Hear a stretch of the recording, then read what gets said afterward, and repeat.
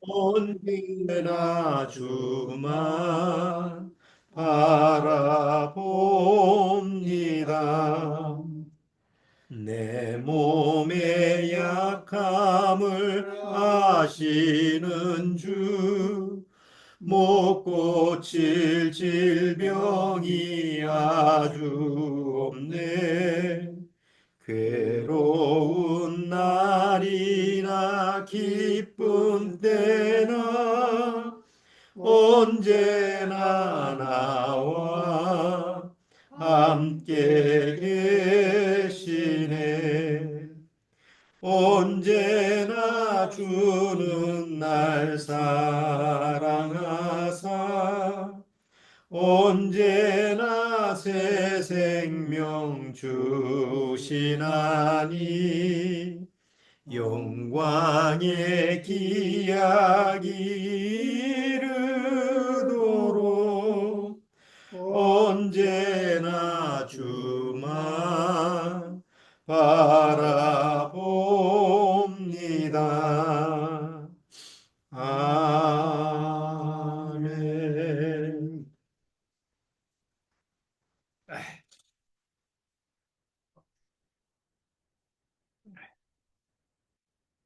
박소희, 전방의 기온은 어떤가? 좋습니다.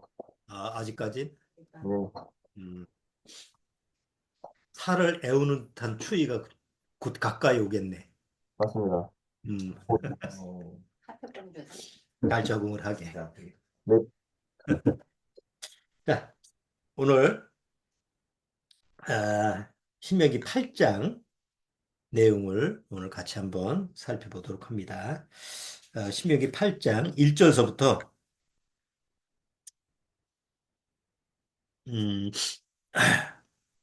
6절까지만 같이 한번 읽고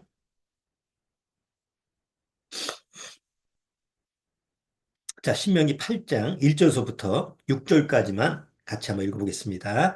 내가 오늘날 명하는 모든 명령을 너희는 지켜 행하라. 그리하면 너희가 살고 번성하고 여호와께서 너희의 열조에게 맹세하신 땅에 들어가서 그것을 얻으리라. 내 하나님 여호와께서 이 40년 동안에 너로 광야의 길을 걷게 하신 것을 기억하라. 이는 너를 낮추시며 너를 시험하사 내 마음이 어떠한지 그 명령을 지키는지 아니 지키는지 알려 하심이라. 너를 낮추시며 너를 줄이게 하시며 또 너도 알지 못하며 내 열조도 알지 못하던 만나를 내게 먹이신 것은 사람이 떡으로만 사는 것이 아니요 여호와의 입에서 나오는 모든 말씀으로 사는 줄을 너로 알게 하려 하심이라. 이 40년 동안에 내 의복이 헤어지지 아니하였고 내 발이 부릅지 아니하였느니라. 너는 사람이 그 아들을 징계함 같이 내 하나님 여호와께서 너를 징계하시는 줄 마음에 생각하고 내 하나님 여호와의 명령을 지켜 그 도를 행하며 그를 경외할지니라. 자, 잠깐 기도드리고 오늘 말씀 같이 나눠보도록 하겠습니다. 하나님 아버지 감사합니다. 또 주님이 허락하신 이 귀한 시간에 우리 구원받은 또 가족들, 우리 믿음의 식구들 같이 모였습니다. 오늘도 주님께서 축복하사 주님의 놀라운 그 말씀의 능력을 맛보게 하시고 또 그 하나님이 주시는 귀하신 말씀을 먹을 수 있도록 주님께서 축복해 주옵소서. 이 마지막 때 주님이 부르시는 그날을 늘 소망하고 간절히 고대하는 우리 무신령들 늘 마음을 헤아리셔서 그 기도에 응답하시고 그날까지 인내하면서 주님과 동행할 수 있도록 주님께서 지켜보호해 주옵소서. 첫 시간이오니 마친 시간까지 주님께서 함께 하실 줄 믿사옵니다. 예수님의 이름으로 기도드리옵나이다. 아멘. 자, 우리 지금 신명기 내용을 같이 다루고 있습니다. 우리는 지금 순종의 학교에 들어와 있습니다. 우리가 창세기서부터 쭉 구약을 살펴봤는데 우리가 성경을 다룰 때마다 하나님은 그 일종의 우리가 이제 학교에 가서 그냥 대학교로 한번 생각해 보죠. 우리가 다니는 대학교는 헤븐 유니버시티입니다. 아, 천국 학교로서 그 안에 이제 최고 이사장님은 하나님이시고, 총장님은 예수님이시고, 그 다음에 거기에 강력한 교수준이 성령님이고, 또 이제 목사, 뭐 전도사는 이제 조교고, 그래서 우리가 각자 하나님 앞에서 그 신앙을 위해서, 믿음을 위해서 도움이 되는 그 학교가 이제 교회죠. 그 교회 학교에서 하나님은 여러 과목을 우리에게 가르치시고 또 훈련시킵니다. 우리가 창세기를 통해서 그 창세기라는 일종의 학과라고 하면 창세기 학과를 통해서 하나님의 창조와 죄의 시작, 또 그런 부분을 우리가 배웠죠. 레위기를 통해서 구원받은 사람은 다 제사장, 어? 하나님의 일을 봉사하는 레인이요 제사장이라고 말씀하셨는데 그런 그 하나님의 봉사직에 대해서 우리가 레위기를 통해서 배웁니다. 물론 또 그 전에 출애굽기를 통해서 구원이라는 것이 구체적으로 무엇이고 또 하나님 앞에서 구원의 역사가 어떻게 이루어지는지 이런 구원에 대한 관점을 잘 가르치고 배우는 그 학과가 이제 출애굽기 학과입니다. 그다음에 레위기 제사장 학과고. 그다음에 우리가 지난번에 민수기 학과를 통해서 또 무슨 훈련을 받죠? 바로 군사 훈련을 받습니다. 하나님 앞에서 병사된 자로서의 어떤 역할을 감당하느냐, 또 어떻게 주님 앞에 군사 역할을 해야 되느냐 이런 전반적인 그런 군사학교 옛날 우리가 옛날 시절에는 고등학교 때 교련이라는 게 있었죠. 뭐 총검술도 배우고 또 제식 훈련도 배우고 막 그런 게 있어요. 지금은 없어졌지만 옛날에 그런 과목이 있었죠. 지금도 우리가 하나님의 학교에서 민수기라고 하는 걸 통해서 그런 과정을 또 배웠습니다. 자, 그럼 신명기는 어떤 학과냐? 철저히 순종에 관련된 학과입니다. 그래서 우리가 지금까지 순종이라고 하는 부분을, 순종이라는 그 학과에서 하나씩 하나씩 지금 배우고 있는데, 지난번 여러분이 기억하실지 모르겠는데, 기억하셔야 되겠는데, 신명기 5장에서 우리가 무엇을 배웠죠? 순종이라는 부분을, 순종이 과연 뭐냐? 또 순종을 하는 데 필요한 요소들이 뭐냐? 이런 부분을 가장 기초적인 부분을 우리가 다뤄봤어요. 그래서 HLKD 해서 H는 hear, 듣는다. L은 learn, 배운다. 그 다음에 K는 keep, 우리가 그걸 보존할 수 있는, 어떻게 보존하느냐. 그 다음에 D는 do 해서 그것을 어떻게 행하느냐. 이런 부분에 대해서 기본적인, 순종에 대해서 가장 기본적인 원리를 우리가 한번 배워봤습니다. 자, 그런데 오늘 신명기 8장은 이제 조금 기초 과정에서 조금 더 나가죠. 우리가 학교에서 공부할 때 진도를 나가면 처음에는 쉽잖아요. 처음에 기본적인 쉬운 것을 시작해서 조금씩 조금씩 이렇게 단계별로 심화 과정을 겪듯이 이렇게 과정을 지나가듯이 오늘 신명기 8장에 가서는 조금 순종에 대한 부분에 대해서 한 단계 높은 이런 과목들입니다. 그래서 우리가 신명기 지금 오늘 8장을 읽었는데 8장에서 네 가지 그 단어가 나옵니다. 강조할 수 있는 단어가. 하나는 하나님의 말씀을 먹는 방법. 하나님 말씀 배우는 게 아니에요. 우리가 여기 조금 전에 읽어봤죠? 하나님이 3절에 한번 보세요. 3절. 너를 낮추시며 너를 줄이게 하시며 또 너도 알지 못하면 내 열조도 알지 못하던 만나를 내게 모으신 것은 사람이 떡으로만 사는 것이 아니요 여호와의 입에서 나오는 모든 말씀으로 사는 줄도 알 것이다. 이거 아주 유명한 말씀이죠. 예수님이 나중에 공생이 시작할 때 마귀에게 3번 시험을 당하는데 첫 번째 시험에 패스한 첫 번째 시험을 이기는 그 해답이 바로 신명기 8장 이 내용입니다. 굉장히 귀중한 그런 말씀인데 신명기 5장에서 순종을 배우려면 순종을 우리가 배우는 그 순종의 학교에서 가장 훈련을 잘 받아야 되는 게 이제 하나님의 말씀을 어떻게 먹느냐. 이게 첫 번째고 두 번째는 그걸 잘 기억해야 돼요. 그러니까 먹기만 하면 안 되죠.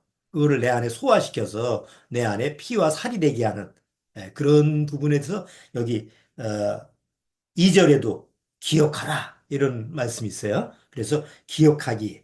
그다음에 세 번째는 하나님이 너희가 명령을 지키는지 아니 지키는지 시험하신다는 테스트가 나와요. 우리가 학교에서 공부를 하다 보면 중간에 중간고사 있고 기말고사 있고 시험을 자꾸 보죠. 시험을 본다는 건 뭐예요? 지금까지 내가 배운 과목을 잘 숙지하고 있는지, 잘 기억하고 있는지, 잘 지금 알고 있는지 모르고 있는지를 테스트하는 거죠. 그런 시험이라는 이제 내용이 있는데 그 시험을 어떻게 잘 감당하느냐.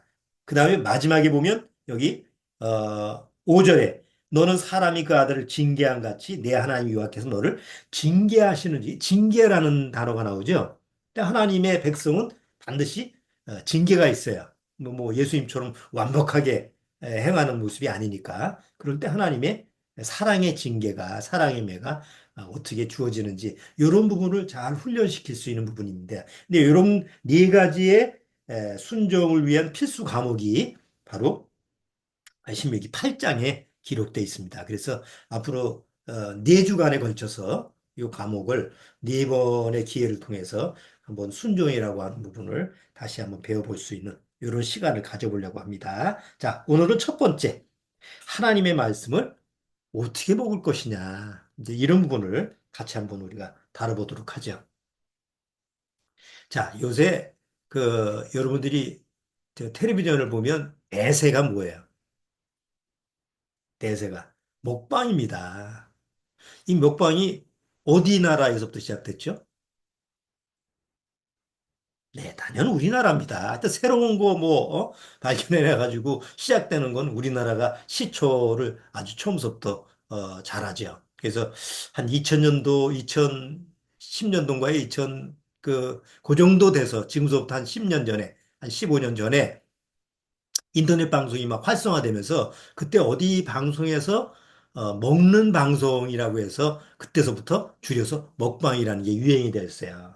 그러니까 처음에는 사람들이 좀 낯설어 하다가 점점 그게 익숙해져 가지고 지금은 전 세계적으로 유행이 되기 시작해요.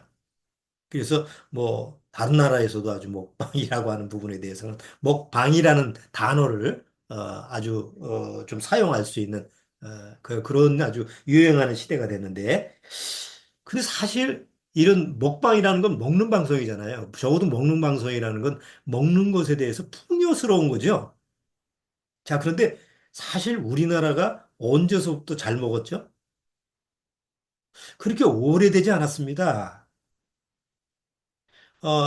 우리나라의 1960년도, 70년도만 해도 보릿고개라는 게 노래에도 보릿고개라는 가사가 나오죠. 보릿고개라고 하는 시절이 있었어요. 6.25 끝나고 나서 그냥 저 한 해 농사진 거 다 먹으면 먹을 것이 없어. 그 다음에서 아주 그냥 굶주려서 그렇게 지나는 시기를 보릿고개라고 하는 그런 시절이 1960년도, 70년도면 지금서부터 50년도 안 되는 세월이에요. 그리고 사실 지금도 마찬가지고, 지금도 굶주리는 그런 사람들이 있고. 자, 1980년도만 해도 아프리카 이디오피아에서 기근으로 그 기아 난민이 생겼는데 그때 한 해에 얼마 몇 명이 죽었는 줄 아세요? 1980년도, 지금 몇 년 전입니까? 45년 전 얘기잖아요. 뭐 오래되지 않은 시절이에요. 1980년도 하면 우리나라에 80년도 한참 그냥 좀 잘 살기 운동을 시작해서 이제 그 다음에 조금 경제가 좀 이렇게 살아나는 그런 시대였죠. 그때는 또 그렇게 먹을 것도 좀 이렇게 풍성해지는 그런 시대였는데 아프리카에서는 기근이 나서 한 해에 120만 명이 죽었어요. 12,000명도 아니고 120만 명이 죽었어요. 거의 하루에 2만 5천 명이 죽어나가는 그런 때가 1980년도였습니다. 그만큼 이렇게 먹고 사는 그런 부분에 대해서 굶주렸을 그런 시대였어요. 근데 지금 아프리카에서는 지금도 마찬가지예요. 그러니까 한쪽에서는 굶어 죽는 사람들이 나고 한쪽에서는 먹을 것이 넘쳐나가지고 버리고 그 편의점에 가면 날짜 지난 거, 유통기간이 지나는 거는 한 이틀 지난 거는 다 폐기시키죠. 그 생생한 거예요. 먹어도 되는 그런 건데 버려요. 다 음식물 쓰레기로 버려요. 한쪽에서는 굶어 죽고 한쪽에서는 먹을 것이 남아서 그냥 멀쩡한 걸 버리고 이게 굉장히 모순적인 이런 시대가 지금 우리가 사는 시대예요.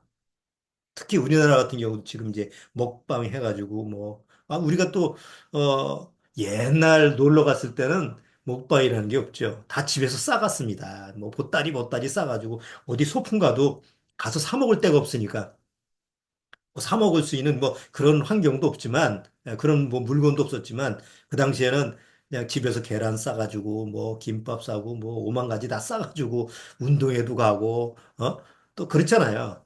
지금 뭐 싸가는 사람 없죠. 그냥 도초에다 먹을 거고 뭐 쉽게 뭐 돈만 있으면 다 살 수 있는 환경이니까 특히 우리나라도 이제 그렇게 됐잖아요. 자, 그렇다고 해서 굶주리고 뭐 굶어서 죽는 사람이 없느냐? 여전히 현존하는 이런 세상을 우리가 지금 살고 있습니다. 자, 어쨌든 간에 그러면 성경에서 먹는다라고 하는 것은 사람이 먹는다라고 하는 건 언제서부터 시작됐을까요? 우리가 가끔 그런 질문을 하잖아요. 왜 먹고 살아야 되지? 내가 먹기 위해서 사는 건가? 살기 위해서 먹는 건가? 뭐 그런 거 또 이렇게 의문점을 제기하잖아요. 먹기 싫어도 또 때 되면 또 먹어야 되고 또 이게 또 살기 위해서 먹는 건지 또 헷갈리고. 왜냐면 꼭 먹을 때가 돌아오니까. 자, 이제 그런 의문에 우리가 가질 때가 있는데, 자, 그렇다면 성경에서는 언제서부터 먹는 것이 시작됐을까? 바로 창세기서부터 처음 하나님이 창조될 때서부터 시작된 겁니다. 창세기 1장을 보면 하나님이 이 세상을 다 창조하시고 마지막 사람을 창조하시고 나서 사람에게 뭐라고 얘기했느냐면 내가 이 모든 것을 너한테 줄 거니까 이 과실을 이 수많은 먹을 수 있는 이 과실을 너한테 주니까 너는 먹으라라고 그랬어요. 예, 먹으라라고 하는 건 뭐예요? 하나님의 명령입니다. 기본적으로 우리가 살아갈 수 있는 원리를 하나님의 창조의 원리가 첫 번째가 먹으라는 거예요. 그리고 이제 동물들, 다른 동물들한테도 내가 너희들한테 이걸 줄 테니까 너희들도 먹으라고 했어요. 이게 이제 창세기에 나와 있는 1장, 2장에 나오는 창조의 원리입니다. 한번 보시죠. 확인 한번 해볼까요? 창세기 1장.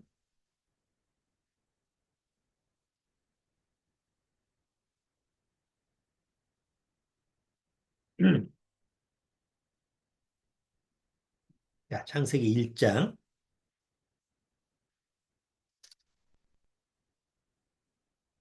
29절.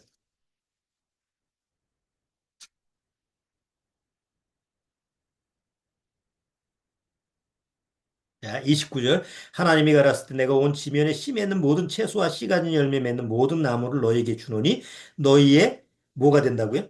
식물이 되리라. 식물이라는 게 뭐예요? 식물, 동물 할 때 식물이 아니고 여기 식물이라는 건 먹을 식이에요. 너희가 먹을 수 있는 것이 서로 주니까 너희들은 이것을 먹고 살아라라는 거죠. 자, 또 30절에도 또 땅의 모든 짐승과 공중의 모든 새와 생명이 있어 땅에게는 모든 것에게는 내가 모든 푸른 풀을 식물로 주노라 하시니 그대로 되니라. 모든 동물에게도 모든 짐승한테도 바로 식물을 먹을 수 있는 것을 하나님이 주신 거예요. 자, 2장에도 보세요. 창세기 2장 9절에 자, 8절부터 읽을게요. 여호와 하나님이 동방의 에덴의 동산을 창설하시고 그 지으신 사람을 거기 두시고 여호와 하나님이 그 땅에서 보기에 아름답고 먹기에 좋은 나무가 나게 하시니 동산 가운데 있는 생명나무와 선악을 알겠는 나무도 있더라. 자, 그다음에 조금 더 지나가서 어,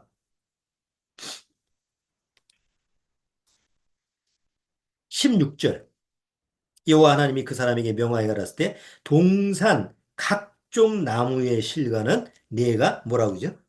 임의로 먹되, 임의로 먹되는 거예요. 임의로라는 것은. 자유롭게 네 마음대로 다 먹어라. 그런데 그 뒤에 단 하나가 있죠. 단 그 수많은 나무 중에서 나무 실과를 다 네 마음대로 먹어도 좋은데 단 하나만 먹지 마라. 그게 바로 우리가 너무나 잘 아는 선악을 알게 하는 나무예요. 우리가 창세기 2장에서 하나님이 에덴 동산에 아담과 하와를 두시고 거기서 수많은 과일, 먹을 수 있는 과일 나무를 하나님이 아담한테 주셨어요. 아담과 하와가 그것을 먹었을 때는 그야말로 지금으로 얘기하면 최초의 먹방입니다. 만약에 그걸 찍는다고 하면, 방송으로 한다고 하면 어마어마한 지금 우리가 먹을 수 있는 세상에 먹을 수 있는 과일의 종류는 수천 가지 종류라고 그래요.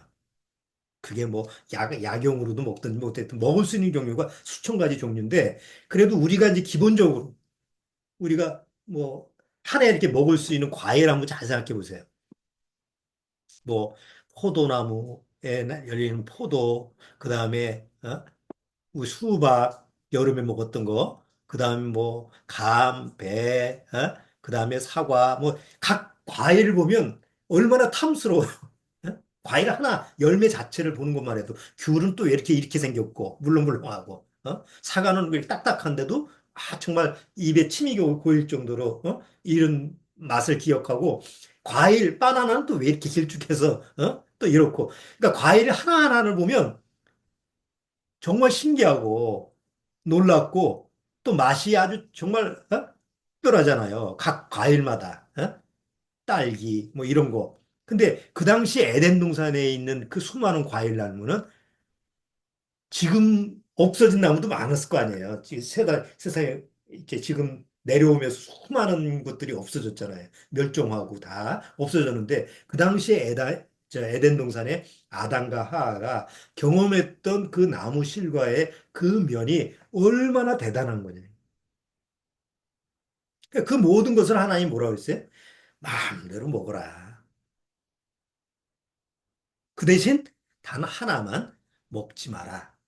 그리고 만약에 그거 먹지 말라고 한 그거를 먹으면 너는 죽어. 그게 이제 창세기 2장 내용이에요. 자, 근데 창세기 3장으로 딱 가보면 성경에서 가장 먹는 얘기가 많이 나오는 게 레위기인데 구약의 창세기에 가장 먹는 얘기가 많이 나오는 게 창세기 3장 얘기입니다. 먹지 마라, 먹어라, 먹지 마라. 왜 먹지 말라고 하는 걸 먹었느냐? 뭐 계속 그러니까 창세기 3장에 대한 그 주제가 뭐냐? 먹어라, 먹지 말라. 그러니까 하나님은 먹지 말라고 그랬는데 사단은 계속 먹으라. 그러니까 문제의 그 최초의 죄의 씨앗은 뭐예요? 먹는 거였다는 거예요. 우리가 먹는다는 그 자체가 그 별로 의미 없게 여기잖아요. 그 먹는 건 뭐 늘 먹는 거라고 생각하니까. 근데 성경에서는 먹는 그 자체가 굉장히 중요해요. 우리가 레위기에서도 봤지만 무엇을 먹느냐? 이것을 먹으면 안 되고 이것을 먹으면 되고 아주 세분화돼 있죠. 이스라엘 민족한테. 그러니까 하나님 편에서 먹는다라고 하는 건 사소로운 게 아니래. 그래서 원래 하나님이 이 세상을 창조하셨을 때 모든 생명체에게 먹을 수 있는 입을 주시고 그리고 특히 사람에게도 먹을 수 있는 그런 소화기관을 주신 것은 하나님의 특별한 뜻이 있었고 하나님의 의미가 담겨져 있는 거예요. 우리 전체 그 내장 하나 여기 창조하신 기능 중에서 가장 많은 기능이 어디예요? 소화기관입니다. 입에서부터 식도로로 해서 그다음에 그 간, 그 다음에 12장, 그 다음에 소장, 대장, 뭐, 마지막 이제 막장까지 가서, 항문까지 가서 다 그게 뭐예요? 소화기관이에요. 가장 중요한 장기들이. 하다못해 맹장까지. 근데 왜 하나님이 먹는다라고 하는 부분에 대해서 그렇게 신경을 쓰셨느냐? 하나님의 계획 속에서 먹는다라고 하는 것은 단순히 우리가 생각하기에 그냥 먹고 배설하는 그런 의미에서 벗어나는 거죠. 차원이 더 깊은 거예요. 근데 그런 의미를 모르면 뭐예요? 아무 생각 없이 먹고 싸고 먹고 싸고 하잖아요. 자, 하나님은 모든 것을 다 먹어라. 단 요거 하나만 먹지 말라. 그런데 창세기 3장에 가보니까 사단이 들어와서 뭐해? 그거 왜 먹지 말라고 한 줄 알아? 니들이 하나님이 될까 봐 그래. 그래서 속였어요. 첫 거짓말이죠. 하나님이 선악을 알게 하는 나무 실과를 먹지 말라고 한 것은 왜 그래요? 아니, 미리 아담과한테 야, 요건 선악과야. 근데 이게 왜 선악과인 줄 알아? 선은 나야. 악은 사단이야. 그리고 뭐 루시퍼가 어쩌고저쩌고 그렇게 얘기하면 그 당시 죄가 없었던 악을 한 번도 경험하지 못했던 그런 아담과 하가 그 말을 알아들었을까요? 못 알아들었을까요? 알아들을 수가 없어요. 우리는 악을 경험하고 바탕이 악이었기 때문에 악을 경험했으니까 이게 악이구나라는 것을 깨달을 수가 있죠. 그런데 한 번도 악을 경험하지 못한 아담과 죄라고 하는 것을 한 번도 지어보지 않은 그런 아담과 하와 입장에서는 죄, 악, 사단의 존재 이런 거를 얘기해봐야 알아들을 수가 없는 거예요. 그래서 하나님은 그냥 알아듣지 못하는 얘기를 설명할 필요가 없잖아요. 선악과라고 하는 것을 정해놓고 자, 너 이것만 내 말에 순종하면 다른 건 몰라도 돼. 뭐 선악 그런 거 몰라도 돼. 너는 내 말만 순종하면 뭘 선택하는 거예요? 선을 선택하는 사람이야. 그래서 선악을 알게 하는 나무 실과를 먹지 말라. 이거 먹으면 죽는다. 요 얘기만 하셨는데 그걸 교묘하게 사단을 이용해 가지고 야 하나님이 왜 먹지 말라고 한 줄 알아? 그거 먹으면 니들이 하나님이 될까 봐 그래. 자기가 실패했던 그 탐욕을 인간한테 전가를 해주잖아요. 거기에 아담과 하는 혹과당 넘어가서 어떻게 했어요? 결국은 하나님이 먹지 말라고 한 실과를 먹었던 거예요. 자, 먹은 다음에 그 결과가 어때요? 그 풍요롭고 자기 마음대로 먹을 수 있는 그 에덴 동산에서 쫓겨나게 됩니다. 죄가 없었을 때 먹는다라고 하는 행위는 축복이었어요. 그러나 죄로 타락된 다음에 먹는다는 행위가 저주가 돼버린 거예요. 그렇죠? 인간의 역사를 한번 지금 보세요. 아담 때서부터 아담이 죄로 타락된 이후서부터 인간의 역사 속에서 인간을 가장 괴롭힌 거는 굶주림이었어요. 왜? 하나님이 네가 땀을 흘려야 수고해서 먹고 살 거다. 그런데 땅은 뭐예요? 저주를 받았기 때문에 네가 수고한 만큼 주지 않을 거다. 그래서 지금까지 인간의 역사를 보면 굶주림, 기근, 그게 배고픔의 역사가 지금까지 오는 거예요. 우리나라도 마찬가지죠. 우리나라 역사 속에서 지금처럼 먹고 사는 새가 몇십 년 안 돼요. 그 전까지는 다 우리 59년생, 60년생, 58, 59, 60 애는 무지하게 많이 나는데 먹을 것은 없었던 시절. 그 당시에. 애는 많이 낳잖아요. 근데 먹을 건 없어. 걔 얼마나 그 당시에 고생을 해, 부모들이. 먹여 살리기 위해서. 그렇게 힘들었던 시절인데 지금은 뭐예요? 시절이. 먹방의 시대가 와가지고 먹을 것이 넘쳐나고 버리는. 자, 어쨌든 하나님께서 먹는다라고 하는 것은 우리가 단순히 그냥 신체적으로 먹고 사는 그런 의미에서 차원이 다른 그런 의미를 가지고 있다는 것을 우리가 이제 신명기 5장 순종의 학교에서 배울 수 있는 거예요. 자, 다른 종교하고 우리 성경을 믿는 이 기독교하고 다른 점이 뭐냐면 다른 종교에서는 교리를 먹으라고 가르치는 종교가 없어요. 뭐 간혹 뭐 그런 표현을 하는 경우도 있지만 실질적으로 성경처럼 그렇게 직접적으로 하나님 말씀을 받아 먹으라. 하나님 말씀 먹으라. 이렇게 명령하는 시는 없어요. 석고모니가 내 말을 너희들 먹어라. 이런 적이 없어요. 마음의 시, 내가 너희들한테 주는 말을 먹어라. 그것을 배우고 가르침을 받고 후대에 와서 교리를 만들어서 배우고 가르치는 그런 부분이 설명되어 있지. 신이 직접 먹으라. 내 교리를 먹으라. 이런 시는 세상에 없어요. 그런데 성경에는 하나님이 친히 뭐 천사를 통해서나 직접 하나님이 말씀하실 때 내 말을 먹으라. 내가 쓴 기록, 책을, 성경책을 먹으라. 이런 것이 기록이 돼 있어요. 왜 그럴까요? 먹는 행위, 먹는다라고 하는 것을 애초에 하나님의 창조의 설계 속에 들어가 있기 때문에 그 원리가 하나의 입에서 굉장히 중요한 부분이기 때문에 성경에 그런 것이 나오는 거예요. 한번 보시죠.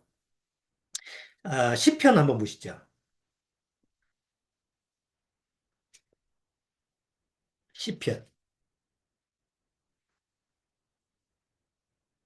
시편 119편.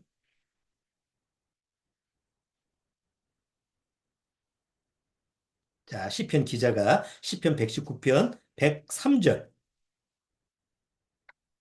시편 119편 103절 보면 자, 같이 한번 읽어볼까요?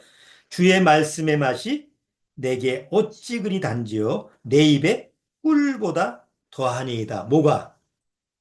주의 말씀이 아니 말씀이 꿀처럼 달다라고 하는 것은 은유법이지만 무슨 행위예요?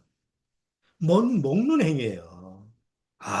뭐 부처님 말씀을 먹었더니 뭐 이런 식으로 해서 표현할 수도 있지만 사실 그런 표현이 그렇게 쉽지 않거든요. 근데 성경에서는 하나님의 말씀이 꿀보다 합니다. 이런 표현을 왜 썼을까?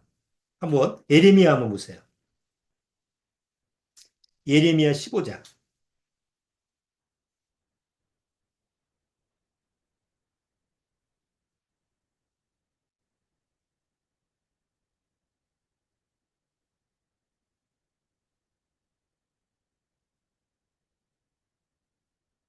자, 예레미야 15장. 예레미야 선자는 하나님의 말씀을 어떻게 받아들이느냐 보세요. 예레미야 15장 16절. 예레미야 15장 16절. 자, 같이 읽어보죠. 15장 16절. 만군의 하나님 여호와이시여 나는 주의 이름으로 일컬음을 받는 자라 내가 주의 말씀을 얻어 먹었사오니 주의 말씀은 내게 기쁨과 내 마음에 즐거움이오나. 여기 보면 내가 주의 말씀을 뭐예요? 주의 말씀을 얻어 먹었다고 표현하죠. 그러니까 에레미야도 하나님의 말씀이라고 하는 것을 어떻게 받아들인 거예요? 그냥 읽고 내 머릿속으로 배우는 게 아니고 하나님 말씀을 먹는다는 개념으로 받아들인 거예요. 에스겔서도 한번 보세요. 성경을 보는 우리 믿음의 선배들이 성경을 어떻게 대하느냐 이런 부분을 한번 보는 거예요. 에스겔서 2장.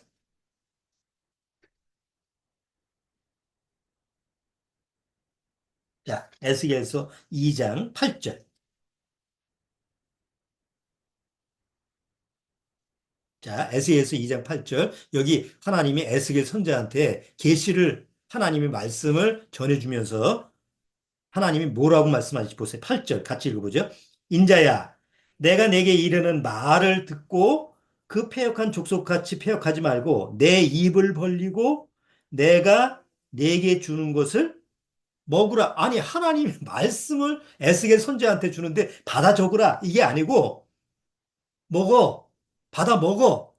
그리고 패역한 백성들한테 그거를 전하라고 그러는 거예요. 그렇죠? 자, 다시 읽어볼게요. 8절에 인자야 내가 내게 이르는 말을 듣고 그 패역한 족속같이 패역하지 말고 내 입을 벌리고 내가 내게 주는 것을 먹으라 하시기로 내가 보니 한 손이 나를 향하여 펴지고 그 손에 두루마리 책이 있더라. 그가 그것을 내 앞에 펴시니 그 안팎에 글이 있는데 애가와 애곡과 재앙의 말이 기록되었더라. 이게 하나님의 말씀 계시를 먹고 기록한 게 에스겔서예요.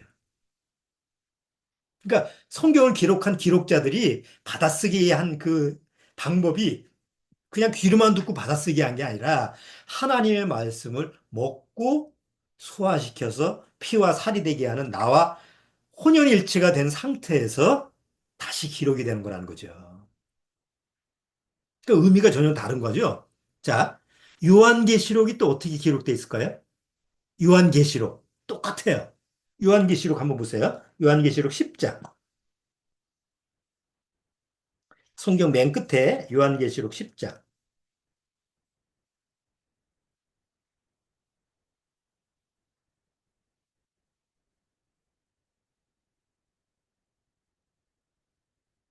자, 요한계시록 10장 8절.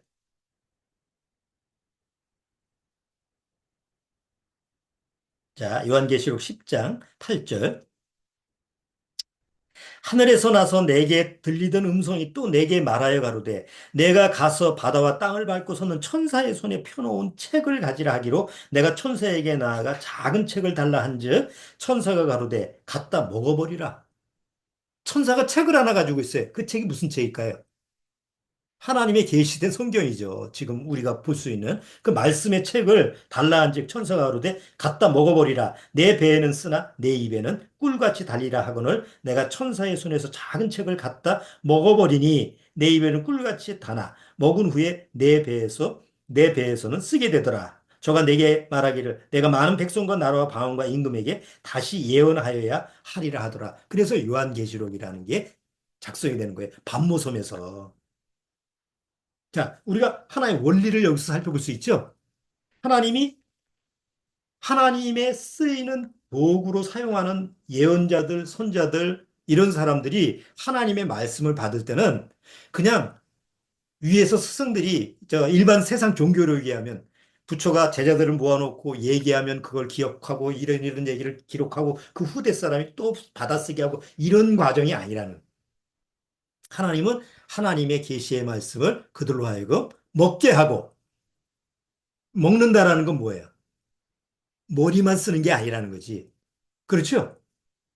우리가 배운다라고 하는 것은 머리를 쓰는 거잖아요. 그런데 하나님의 말씀은 먹어요. 왜냐하면 먹어서 내 안에 소화를 시켜서 그것을 다시 온몸에 그 피와 살이 되게 하는 거거든요. 그래서 내 것으로 만드는 거예요. 자, 이 원리가 다시 말하면 뭐냐면 하나님의 창조의 원리다. 하나님이 사람을 창조하셨을 때 먹는 행위를 통해서 먹는다라고 하는 걸 통해서 무엇을 가르쳐 주시느냐? 너와 나는 이렇게 먹어서 소화를 시켜서 하나가 되듯이 하나다. 하나님이 모든 창조물을 내가 먹어서 내 것이 되는 것처럼 하나님의 모든 것이 내 안에 들어와서 나와 하나가 되는 원리가 하나님의 창조의 원리예요. 그걸 먹는 원리에서 우리가 발견할 수 있는 거예요. 근데 구원받지 못하면 아무 의미가 없는 거죠. 먹는 건 기본적인 욕구로 끝나는 거예요. 자, 근데 이스라엘 민족한테 하나님이 신명기를 통해서 이걸 가르치는 거예요. 광야에서 이스라엘 민족이 광야에서 나와서 첫 번째 뭐 때문에 하나님 앞에 대적을 했어요. 먹을 것 때문에 대적했습니다. 아, 야, 우리 애굽에서 차라리 죽었지 여기 나와서 굶어 죽는다 이렇게 하나님이 그러니까 뭘 주신 거예요? 하늘에서 만나 주고 메추라기 주고 응? 반석에서 물이 나오게 했죠. 그래서 40년 동안 신명기는 40년이 끝나고 나서 쓴 글이니까 너희들 하나님이 이렇게 먹이셨는데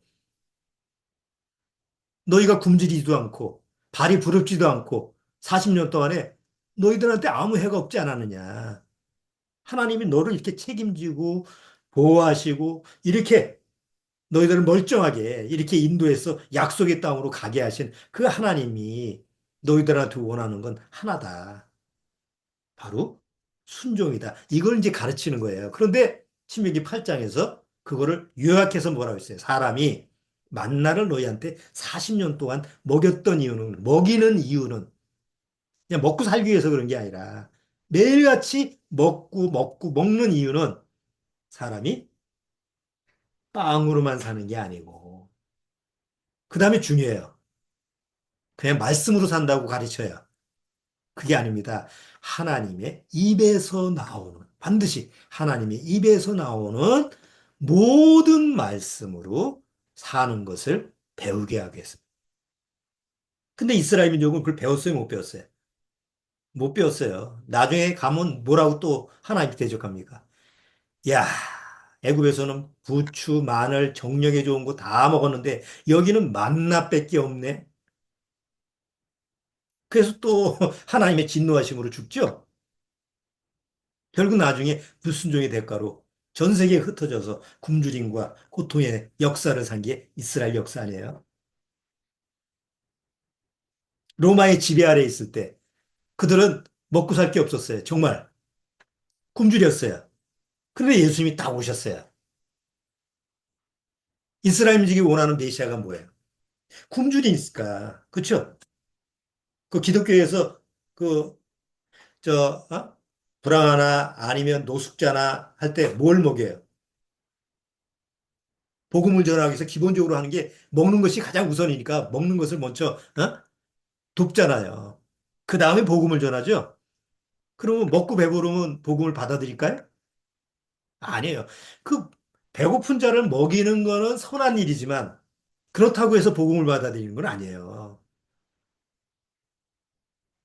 사람들이 착각을 해요. 아, 뭔가 좋은 일을 하면 그 바탕에서 복음이 전달될 거라고 생각하는데 그거와는 별개예요. 도와야 되지. 굶주린 사람한테 도와주는 건 마땅한 일이지. 그렇지만 복음을 전하기 위해서 그런 일을 해서는 안 된다는 거예요. 그건 별개의 일이라는 거죠. 굶주리면 굶주린 상태에서 복음을 전해야지. 그렇죠? 아니야. 먼저 배가 불러야지 복음을 듣지. 배고파서 배고파서 못 믿죠? 그럼 배부르면 믿나요? 배불러서도 못 믿어요. 똑같아요. 예수님이 로마의 지배 아래에 있는 이스라엘 민족한테 왔을 때 이스라엘은 정말 굶주리고 고통스러웠어요. 많은 이스라엘 사람들이 예수님이 우리의 왕이 되면 얼마나 좋을까라고 하는데 그걸 결정적으로 보여주는 기적이 뭐냐면 오병이어의 기적이에요. 우리 마태복음이나 마가복음 오병이의 기적을 행하시죠. 예수님을 쫓아다니는 5천 명 무리가 다 모여 있는데 먹을 것이 없어. 보니까 소년이 도시락으로 하나 가져오는 게 물고기 두 마리하고 빵 5개. 예수님이 제자들이 이거밖에 없는데요. 그러니까 자 무리무리 지어서 이렇게 앉게 해라 해서 축사하시고 이게 축복 기도하시고 그 다음에 물고기 두 마리하고 떡 5개하고 5천 명을 먹이셨죠? 그게 예수님 당시의 먹방이에요. 유명한. 만약에 그거 방송을 그 당시에 이 인터넷 방송 같은 게 있었다고 한다면 그걸 찍어가지고 대대로 선전했겠지. 안 그렇겠어요? 얼마나 대단한 일이에요. 그러니까 그거 5천 명이 떡 5개하고 물고기 두 마리 가지고 다 배부르게 먹고 남은 게 뭐 12광주리가 남았잖아요. 그 예수님 당시에 그 먹방이 소문이 났어. 뭐 지금처럼 영상으로는 아니지만 소리 소문 나니까 사람들이 이분이 우리 왕이 되면 우리는 만사 해결된다 해서 왕으로 삼으려고 하니까 예수님이 피해서 산으로 가셨잖아요. 왜? 야, 내가 봤지? 내가 니들의 왕이야. 날 모셔. 그럼 더 쉬울 걸. 왜 예수님이 거절하고 그들을 피해서 산으로 피신하셨을 거예요. 예수님이 오신 건 육신에 먹을 것을 주려고 오는 게 아니라 뭘 주려고? 영혼의 양식을 주기 위해서, 생명의 양식을 주기 위해서 이 세상에 오신 거잖아요. 왜? 애초에 하나님이 아담한테 주시고자 하는 게 뭐예요? 생명의 양식이었죠? 그 당시에 생명나무를 안 따먹어도 하나님이 주시는 모든 거 가지고 그 생명이 계속 유지가 될 수가 있었어요. 그런데 죄가 들어온 다음에 그게 파괴가 되고 더 이상 먹는 것이 축복이 아니라 저주가 됐잖아요. 아담이 죄가 짓기 전에는 먹는 것이 축복이에요. 왜? 먹고 사는 만큼 하나님 앞에 영광이었으니까. 그런데 죄가 들어온 다음에 먹는 거는 뭐예요? 저주가 됐어요. 먹은 만큼 더 지옥으로 가는 길이 가깝죠. 왜 사람이 먹는데 늙죠? 계속 먹으면 계속 영생해야 되는데 왜 먹는 만큼 더 빨리 늙어? 그쵸? 이상하잖아요. 소식하면 오래 살고 다식하면 일찍 죽는데 왜 먹는 만큼 빨리 죽느냐고. 그게 저주의 법칙이 돼서 그래요. 근데 예수님이 오셨을 때 예수님은 우리 안에 육체에 먹는 먹을 것을 이스라엘이 줄 때 제공하려고 그러는 게 아니라 그거는 별개야. 예수님이 매일마다 오병의 기적을 행하신 게 아니죠. 두 번 하셨어.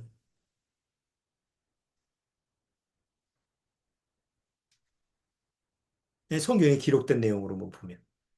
근데 그 일을 하신 이유가 뭐예요? 내가 너희들한테 먹을 것을 주기 위해서 내가 왔다. 그런데 지금 육신에 먹을 것은 아니다. 제자들이 예수님이 오병이의 기적을 마치고 나서 또 이제 요한복음 6장에 보면 먹을 거 가지고 싸워요. 아이고 우리가 남은 거 가져올 걸 거기다 남겨놓고 왔네니까 너희들 아직도 먹을 걸 가지고 싸우느냐. 육신에 먹을 걸 가지고 다투지 말고 영혼의 양식을 먹을 걸 가지고 살아라. 그러면서 이제 요한복음 6장에 유명한 얘기를 하신 거예요. 나는 생명의 빵으로 왔다. 나는 하늘로서부터 오는 빵이다. 뭐 알아들을 수 없는 그 당시에 말을 하는 거예요. 그건 구약의 만나에 대한 비유예요. 왜? 만나는 40년 동안 이스라엘 민족한테 주신 그 만나는 바로 예수님의 모형이었거든요. 그렇죠? 하나님이 하늘로서부터 오는 어? 먹을 거니까. 근데 예수님이 이 세상에 오셨을 때는 바로 이제는 내 영혼의 양식으로 내가 왔다. 누구든지 내 살과 내 피를 먹고 마시지 아니하면 하나님 앞에 올 수 없다. 그러니까 뭘 먹으라는 거예요? 내 살과 피를 먹으라. 이게 요한복음 6장의 전체적인 내용이에요. 뭐 시간이 없어서 일일이 그걸 다 살펴볼 수는 없는데 거기에 나는 생명의 빵이다. 나는 하늘로서부터 온 빵이다. 아니 이런 자기 자신을 먹을 거로 얘기하는 신이 있나요, 세상에? 그런 신이 없어요. 그렇죠? 근데 예수님은 I am bread. 나는 빵이다. 이런 신이 없어요. 그렇게 주장하는 신이 없어요. 오직 예수님만이 나는 하늘로서부터 온 빵이다. 누구든지 나를 먹는 자는 영생한다. 이런 말씀을 요한복음 6장에서 얘기했는데 제자들이 어안이 벙벙해서 도대체 이 말이 뭔 말인고 이해가 안 되는 거예요. 어떻게 예수님의 살을 어떻게 그냥 원시인처럼 물어서 먹으라는 얘기인가 짐승처럼? 근데 언제 그걸 깨닫게 되죠? 오순절날 성령이 온 이후에 말씀이 딱 들어오니까 예수님을 먹는다는 건 뭘 먹는다는 거예요? 말씀을 먹는다는 거구나라는 걸 깨닫게 되면서 이제 본격적으로 예수님의 말씀을 먹는다라고 하는 부분에 대해서 또 가르치고 가르치는 거예요. 그래서 구원받은 사람들은 하나님의 말씀을 배워서 모이는 게 아니라 먹기 위해서 모이는 거예요. 아주 거룩한 성도들의 만찬장이 바로 하나님의 말씀이 있는 것이죠. 예수님이 첫 번째 마귀의 시험을 봤는데 첫 번째 시험이 뭐예요? 먹는 거예요. 그만큼 중요한 거예요. 사람한테 중요하듯이 하나의 앞에서도 먹는다는 행위가 중요해서 첫 번째 시험 통과가 먹는 것이에요. 40일 동안 성령님에 의해서 광야를 이렇게 맴도시다가 40일 동안 금식했으니까 얼마나 배고파요. 예수님도 육체를 가지고 오셨으니까. 마귀가 예수님한테 나타나서 네가 하나님의 아들이거든. 알죠? 마귀는. 하나님 자신이면서 아들의 모습으로 오셨다는 걸 사단은 아는 거예요. 근데 만약이라는 말을 써요. 네가 만일 하나님의 아들이거든. 이 돌을 빵해서 먹어라. 그럼 예수님이 너 잘 봐, 임마. 어? 하고 능히 그럴 수 있잖아요. 근데 예수님은 마태복음 4장에 보면 마귀한테 뭐라고 얘기해요? 내가 알기에는, 내가 생각하기에는, 내가 느끼기에는, 내가 경험한 바로는 이런 말을 안 했어요. 하나님의 입에서 나오는 말씀. 신명기 8장 오늘 3절의 내용을 그대로 인용하면서 사단한테 하나님의 말씀에 오직 하나님 아버지 입에서 나오는 모든 말씀으로 산다고 했다라고 해서 딱 끝나는 거예요. 예수님도 뭘로 이기는 거예요? 오직 말씀으로 이기는 것을 우리한테 보여주시는 거죠. 그리고 십자가에 죽으셨어요. 십자가에 왜 죽으셔요? 영의 양식을 먹기 위해서는 우리가 영의 양식을 먹기 위해서 뭐가 살아나야 돼요? 영이 살아나야 돼요. 영이 살아나기 위해서는 내 안에 죄라고 하는 부분이 깨끗이 해결되고 그리고 성령이 내 안에 들어오는 말미암아 하나님의 영을 받아들일 수 있는 먹을 수 있는 장소가 있어야 되는 거예요. 그 기능이 살아나야 돼요. 그래서 십자가에 나를 위해서 죽으시고 그리고 내 안에 새 생명을 주심으로 말미암아 영이 살아나게 한 거예요. 자, 영이 살아나면 영이 배고파하죠. 그렇죠? 우리 육신이 태어나면 아이가 막 젖달라고 우는 것처럼 내 안에 영이 살아나면 구원받은 사람의 특징은 영이 배고파해요. 그럼 먹을 것을 찾아. 그게 하나님의 말씀이에요. 그래서 사도 바울은 뭐라고 그랬어요? 내가 단단한 식물을 너희한테 먹일 수가 없어서 젖으로 먹였다. 어, 우유 먹였나? 그게 아니잖아요. 고린도 성도들한테 뭐라고 해요? 말씀을 너희한테 먹이는데 너무 갓난아기처럼 연약해서 젖의 모습으로 말씀 먹이지 않았느냐. 이렇게 은유로 표현을 하죠. 그러니까 구원받은 이후에 영이 거듭나면 하나님의 말씀을 먹는 것은 기본이고 필수가 되는 거예요. 그러면서 처음에는 젖으로 먹다가 그 다음에 조금씩 단단한 식물을 먹으면서 나중에는 아무거나 모든 말씀을 다 먹을 수 있죠. 이게 이제 하나님의 원리예요. 먹는 원리예요. 자, 거듭난 성도들한테 먹는다라고 하는 것은 단순히 육신에 먹는 것으로만 끝나는 게 아니라 영혼의 양식이 하나님의 말씀이 우리한테 주어지기 때문에 매일 먹을 것을, 육신의 것을 먹어서 채우듯이 뭐예요? 내 영혼의 양식도, 영도 매일 하나님의 말씀을 먹어야 될 필요성이 있을까요? 없을까요? 있는 거예요. 그러니까 단순히 우리가 뭐 규칙적으로 성경을 읽고 의무적으로 읽고 이런 개념보다는 내가 육신의 배고픔을 채우듯이 내 영혼의 배고픔도 말씀으로 채워야 되는구나. 이런 원리를 잘 알고 이제 적용을 시켜야 되는 거예요. 육신의 그 먹을 것도 부위패가 있고 만찬도 있고 뭐 이런 것도 있는데 성경도 마찬가지입니다. 성경의 모든 성경은 하나님이 우리한테 구원받은 성도들한테 베푼 만찬이에요. 산의 진미예요. 우리는 어떤 구약의 말씀을 통해서 오래된 역사의 그 모습에서 느끼는 향과 맛을 느낄 수가 있어요. 이 시절에 먹었던 이 하나님의 거룩한 말씀의 이 향기가 이런 거였구나. 옛날 우리도 옛날 오래된 전통의 음식이 있잖아요. 그런 것처럼. 그런 걸 또 맛보고 먹을 수 있고. 또 요한계시록 같은 거는 멀리 미래에 맛볼 수 있는 그런 음식을 그런 하나님의 말씀의 맛을 또 읽으면서 느낄 수 있고.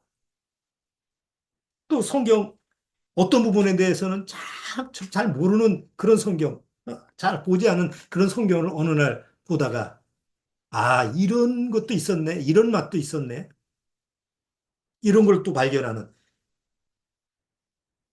정말 너무 귀한 이런 영의 음식의 만찬을 우리가 즐길 수가 있는 거예요. 이게 하나님이 우리한테 베풀어 놓은 영혼의 식탁이라는 겁니다.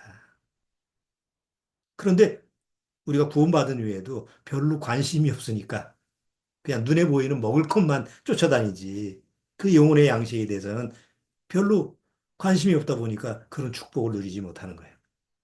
구원받은 이후에는 좀 안타까운 그런 모습이기도 하죠. 자, 어쨌든 오늘 신명기 8장 내용을 통해서 하나님의 말씀을 어떻게 먹느냐, 하나님의 말씀을 먹는 거에 대한 중요성, 이런 부분은 이제 앞으로도 신명기 통해서 더 우리가 배울 수 있어요. 자, 그래서 하나님의 말씀을 먹는다라고 하는 것을 우리가 하나님의 학교에서, 순종의 학교에서 배운다라는 걸 기억하시고, 또, 이제 뒤에 부분은 이제 하나님의 말씀을 어떻게 기억할 것이냐. 그렇죠? 말씀을 먹은 것을 기억해야지 내가 그 음식을 새로 만들 수가 있잖아요. 먹어보지 못한 거는 내가 만들 수가 없어요. 음식도 먹어보고 경험을 해야만이 그걸 또 찾고 또 만들 수도 있는 것처럼 하나님의 말씀을 먹어야만이 그 먹은 걸 기억해야만이 또 다른 사람을 위해서 만들어줄 수 있고 베풀 수 있는 것. 그 원리가 또 기억하는 원리. 그 다음에 잘 기억하고 있는지 또 혹시 엉뚱한 것을 기억하고 있지는 않는지 이런 것을 테스트하는 시험이라는 훈련도 있고 또 낙제받으면 징계도 받아야 되고 그죠? 알아야 될 걸, 알지 못하니까. 이런 부분을 우리가 또 앞으로 한 주 한 주 가면서 하나씩 배워나가기도 하겠습니다. 자, 오늘 하나님의 말씀을 먹는다라고 하는 부분에 대해서 같이 한번 말씀을 다뤄봤습니다. 자, 오늘은 여기까지 하도록 하죠. 자, 기도하고 오늘 마치도록 하겠습니다. 하나님 아버지, 오늘 하나님의 말씀을 순종하는 부분에 있어서 그 하나님의 말씀을 단순히 배우고 익히고 내가 잘 기억하는 그런 학습을 위한 이런 공부가 아니라 정말 우리가 맛있는 음식을 찾아서 먹는 그런 기쁨과 즐거움을 누리는 것처럼 하나님의 말씀을 먹고 기뻐하고 즐거워하고 하나님 앞에 감사하고 영광을 돌릴 수 있는 이런 부분까지 나아갈 수 있도록 주님께서 우리 믿음의 삶을 주님께서 책임지시고 이끌어 주옵소서. 아직 구원받지 못한 우리 믿음의 가족 안에 꼭 구원받을 수 있는 그런 기회를 주님께서 허락해 주시고 아무도 누락되지 않고 또 낙오되지 않고 다 주님이 부르시는 그때 다 같이 함께 천국의 반열에 올라갈 수 있도록 주님께서 인도하여 주옵소서. 예수님의 이름으로 축원합나이다. 아멘. 자, 마치도록 하겠습니다.